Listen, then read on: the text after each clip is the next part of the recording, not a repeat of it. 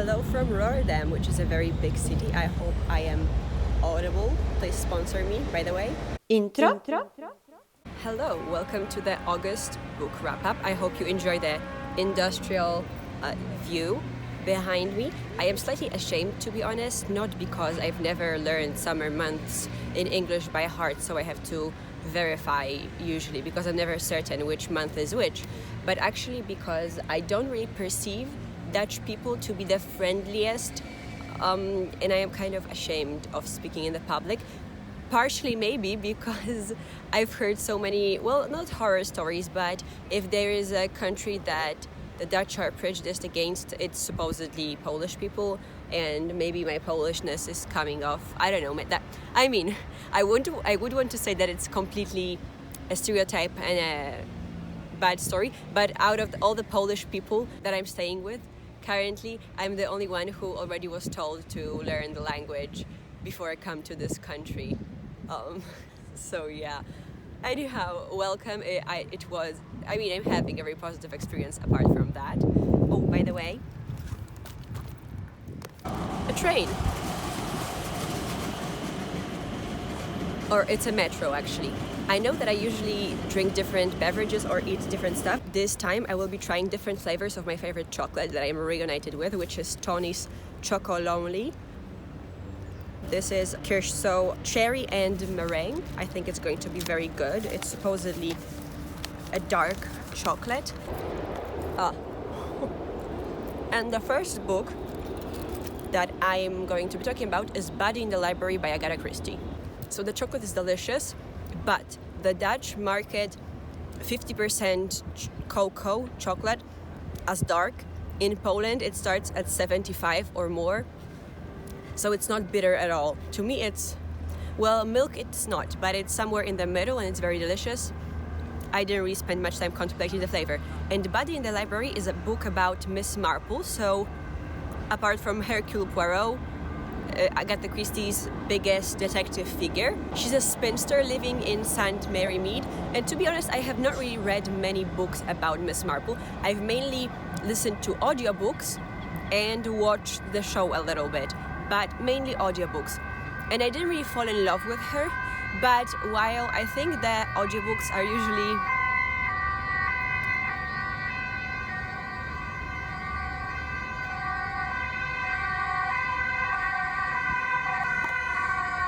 there's a fire in the neighborhood and now it's the ambulance. While the audiobooks are usually perfectly cast, they don't really do it justice to the one thing that makes Miss Marple special. I don't even know if I've ever read a book about Miss Marple before, but Miss Marple does this thing where she solves crimes by comparing the people involved in the crime with people that she's met before in her little village. So it's very special. Like she, for example, sees a certain type of behavior and she already has an established behavioral pattern in her mind that she later utilizes, which is a joy to read. So I truly recommend it. I think I'm going to watch that episode of the show after I'm back in Poland. And this book is a 5-star read for me. It's a classic detective story, so there's not much that can go wrong there. I've caught eye contact with like 5 different people before I'm going from here. Just to show the prettier side of Rotterdam. This is a river, by the way. I thought that it's the sea. My dad asked me yesterday whether it's a river, and I was like, well, I haven't tasted it, so I don't know. Hey guys, you know how I'm from a country on the brink of political collapse, and we protest every 5 minutes for something? Guess what?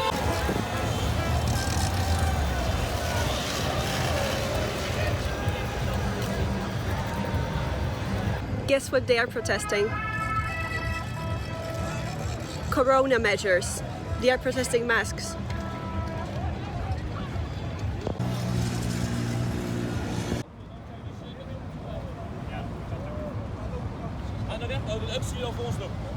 I crossed the river on the bridge and I'm just sitting down in this park/garden to wait until the COVID crowd passes.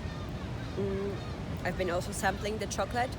I think it would get like a solid 7 out of 10 because all of these chocolates are good.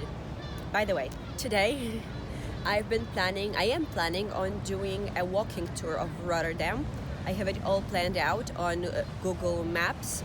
I got the route from the site called Flashpacker, but because of the COVID crowd, I will be delayed. Since it's quite quiet right now, I thought that I'll talk about another book that I've read, which was How to Lose the Time War by Amar Al-Mokhtar and Max Gladstone. I don't know whether they're both women. I think Amar is, but it's irrelevant. The book is technically a sci-fi romance, I guess, but it doesn't really read like you can apply romance here, but the book is so much more than that. It's been such a long time since I've had such an experience where the book utilized its medium to the fullest.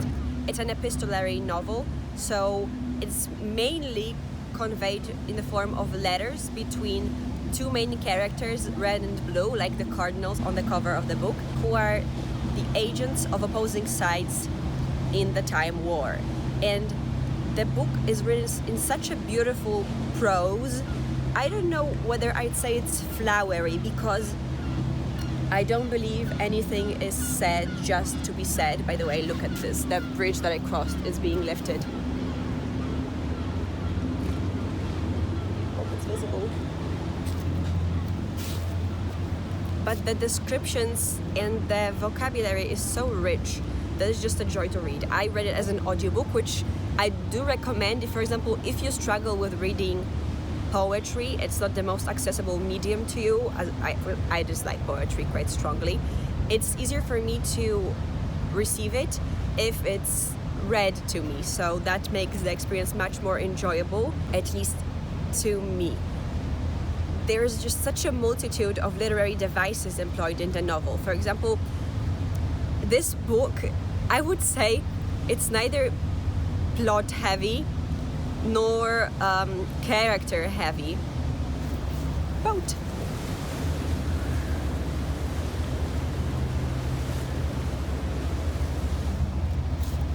The focus of it is, I guess, just the beauty of the language and the internal experiences.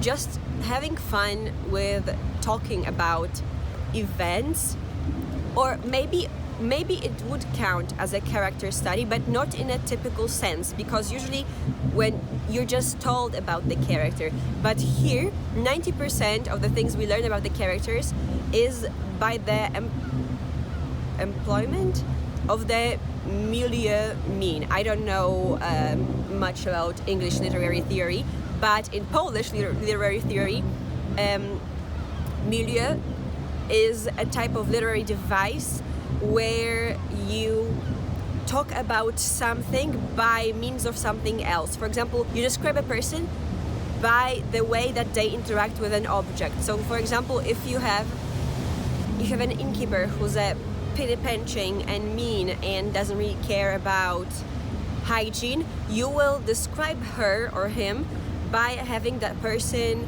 for example, wipe down an old dirty glass with a dirty rag. And because they are fine doing that, you learn from that action that they don't care about hygiene, that they save pennies because, for example, it's old, and that's how it's used. I would say that the characters here are not very distinct.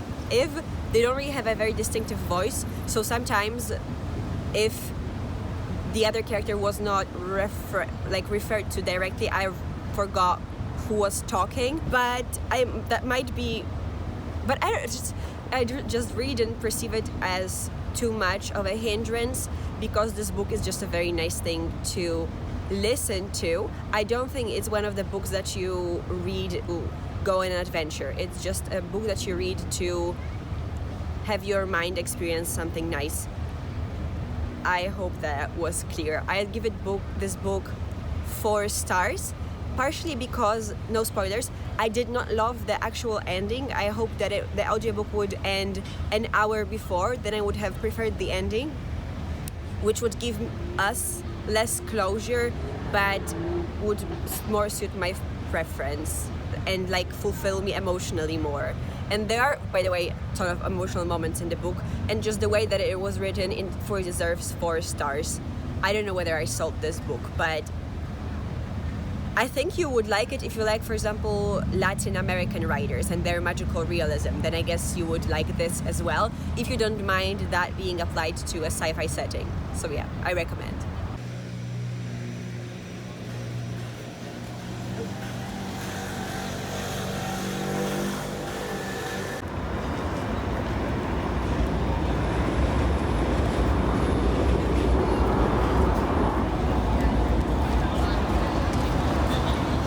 This is the Lowehaven Old Port.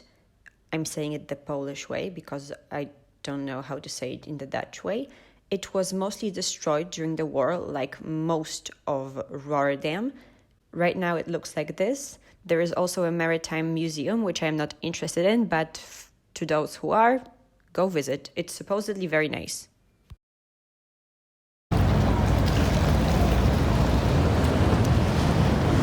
Maybe it's the river, but it smells like the sea. This is Wilhelmsbrug, which looks very Golden Gate to me. I mean, it's very beautiful, but since it will be my 3rd bridge today, I shan't cross it, for the view is very similar from all of them. Instead, I shall go and see the Central Bibliothek of Rotterdam, Markthal, and Cube Houses.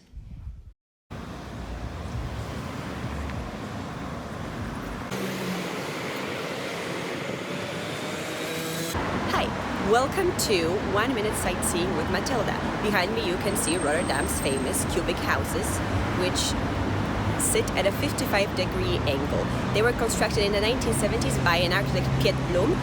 Of the 39 houses, 37 are privately owned. One of them is a hostel, which is very expensive, I believe, and one is a museum, which is very cheap at €3 per person. I don't think I intend to visit. My plan is to go to the Markthal behind me, which is a combination of, I believe, Europe's biggest underground parking, not particularly interesting. Apart from that, private apartments and a food court. It's the building in the shape of a hoop.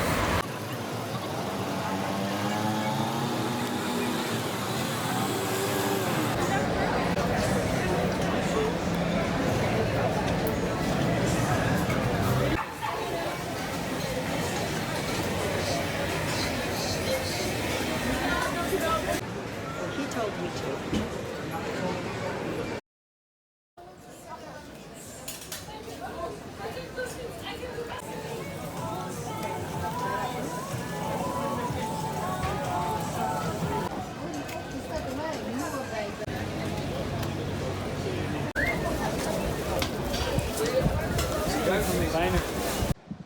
Sorry for the kind of abrupt cut after the bibliothek. However, after I left there, I went to the Grotte of St. Lawrence Kirk, which is a very beautiful church. However, it's mainly reconstructed after its destruction in World War II. So I'll insert some pictures. There just wasn't a good way for me to film any part of it in a way that's in any way attractive. Sorry. And I couldn't also go inside because there was a wedding. I might retry it because I think the entry is free. But who knows? And speaking of things worth seeing, the Photography Museum, which is here, is still on the agenda. Apart from that, there is also the Boymans named here museum, which is, I think, the biggest or one of the biggest museums of art in Holland, but it is closed for renovation, so can't go there. And Kunsthal is also on the agenda. It's, I think, more modern art. In general now, in all of Holland, in order to go to the museum, you have to pre-book your time slot online. And fun fact, I guess, for foreigners, that paying in Holland is quite complicated because there's a ton of places that only accept card, which is, I guess, fine. But tourists, from what I know, usually prepare by exchanging paper money. Maybe you don't. And some places only accept cash. And when it comes to online transfers, some sites only accept specific Dutch methods of payment or certain services or just payments from certain banks. It's a bit weird. So Kunsthal still in the plan. Tomorrow we're going to the Rotterdam Zoo with my brother. And now I'll mention another book that I finished yesterday, actually, on audiobook, which was a gay romance called Work For It by Talia Hibbert. I actually did really enjoy it. Before I got to it, I read only middling reviews. Nobody seemed to love it. People didn't seem to hate it. And I get why that is.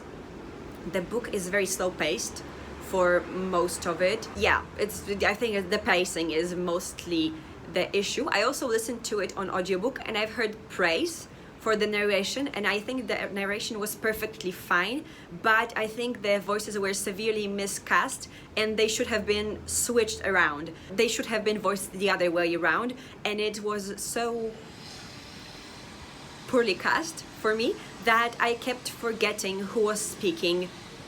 But the story I did really enjoy, especially by the end. The ending was very, very emotionally satisfying for me, and definitely worth however many hours that book was just to get to that ending. I was walking through a beautiful park and listening to that book and was just really feeling myself. 5 out of 10. I mentioned Rotterdam Zoo. I am dressed in a theme, and I'm just here to give you a quick rundown of what this experience is like. For most people, it's a 2.5 hour experience tops, 2.5 hours. For me, I've been here for 3.5 hours already, and I think I'll be done by 4. The animals are arranged by continents, and in general, if you're ethically okay with the concept of zoos, these enclosures are done as well as they can be and as true to nature as they can be. I can see the sun in my face, but what can you do? So if you're into zoos, I recommend it. It is a very kid-friendly establishment, but most tables are not written in English, only in Dutch, so that's something to take into account. I am not too bothered by this because I used to be a zoo guide for a little while, so I'm fine not reading most descriptions. That's a fun fact about me. This is a regular pretty zoo, so if you're into that, then come over. One of the coolest things was this ecology-themed exhibition with these aquariums showcasing how similar jellyfish and plastic bags look in the water.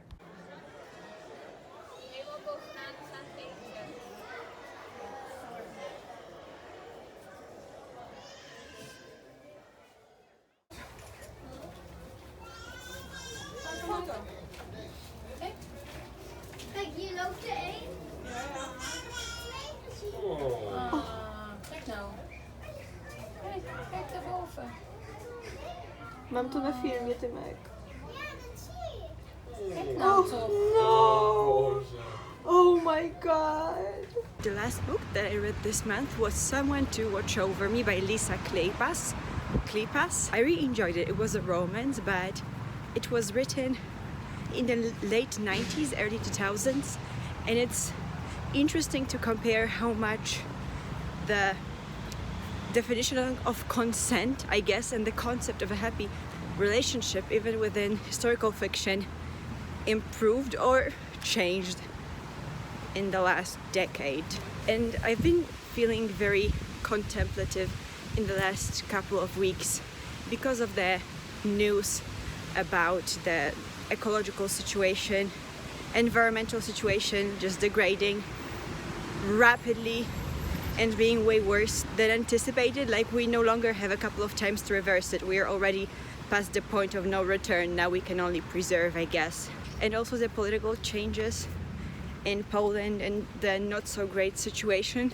And also I've been lately contemplating in general women's place in the world. So I guess reading this book, with whose definition of consent I do not really agree, made me in a weird way happy, because the heroine managed to be happy. She by the end turned into a bit of a pick-me, but I don't know, it made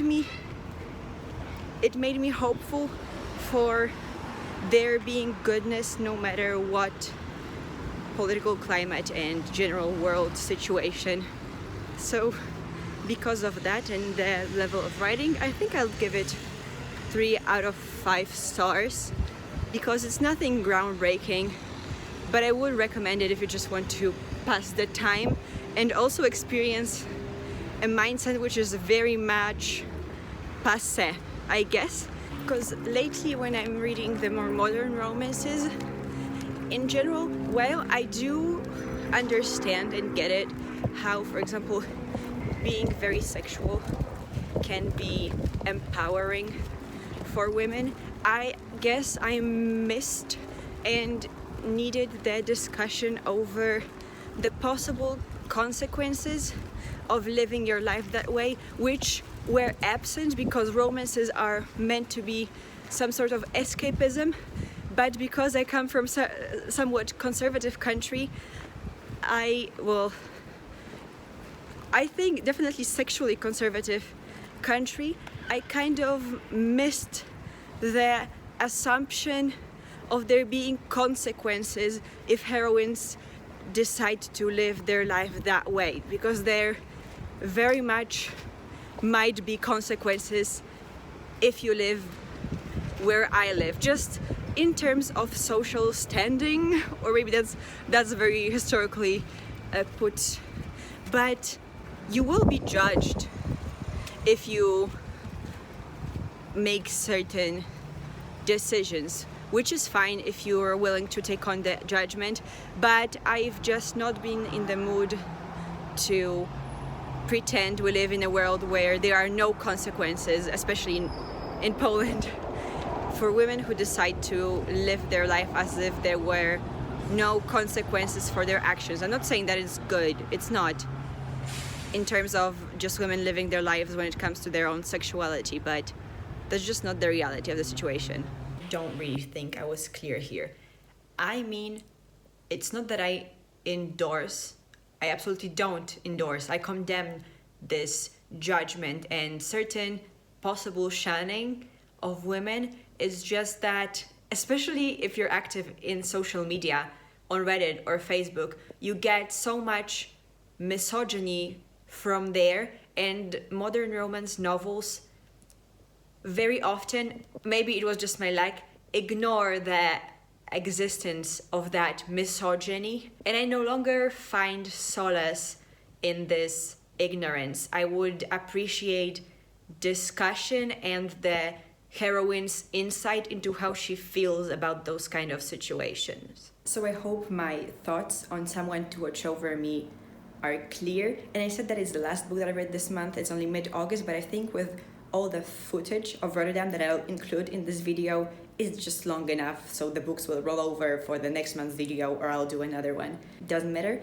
I'll wrap up with my thoughts on Rotterdam. It's a very small city, so I think a day is definitely enough to see and get a grasp on what the city is, unless you're super interested and want to visit multiple museums, because the scenic route, which took me through all the most important places in the city, took 3 hours, and that's including stopping to eat at Markt Hall, which is the best place in the whole city. I truly recommend going there. With its multicultural cuisines, it's a joy. I've visited every day since. So I'll link an article with this route in the description box. Apart from that, I guess most people won't go to the zoo, which is out of the way, but I still believe that if you're determined, you can go even to the zoo and do the whole route. I think the thing that I would recommend visiting would be the art museum, but that's because of my interest. There's still the photography museum, which I am still yet to go to, maritime museum in the Loevenhaven port. So I think I would just look through the best museums of Rotterdam, of which there aren't many just because of the size of the city. Choose one that I liked the most and go there and do the walk. So walk, museum, and you're set. And with that, thank you for joining me.